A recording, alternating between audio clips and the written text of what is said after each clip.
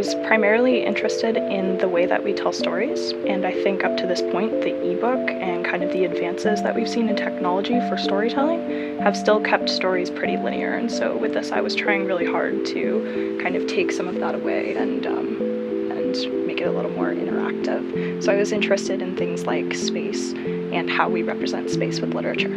So the piece is at the moment a browser sort of interactive narrative.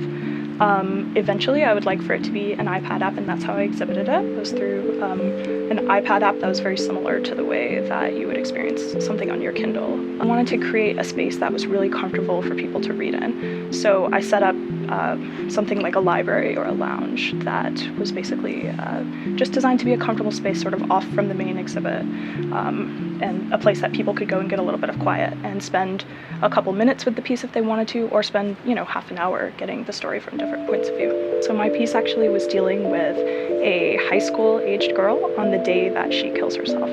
So different characters know her at different levels of remove, and so you're able to click on different characters and see the story from their perspective. And this is interesting because sometimes two characters will be having a conversation, but it's really clear in actually reading the conversations from different perspectives that they're totally not communicating, or they're having two completely different conversations.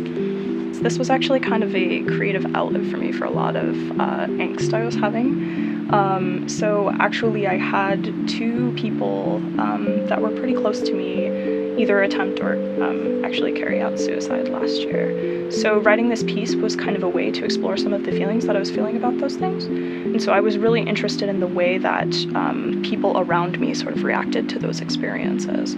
So for me, in writing this piece, it was also a way to explore how we react to these sort of really traumatic events.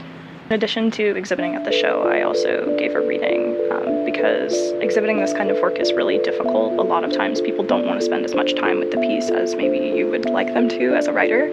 So so that's why I gave a reading at the show.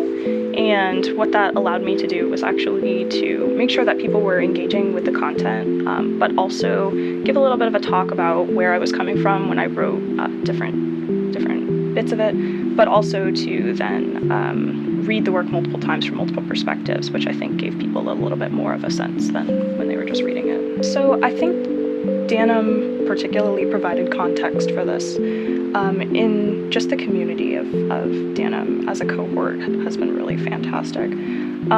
A lot of the people in my cohort have been working on, of course, issues of form and these kind of high art capital A issues, but also really interesting social issues that I maybe wasn't originally planning to put into the work, but kind of crept in a little bit as well. I think definitely in terms of community and how we relate to other people. And of course, the really generous support of the Florence French Foundation as well was really key to completing my project.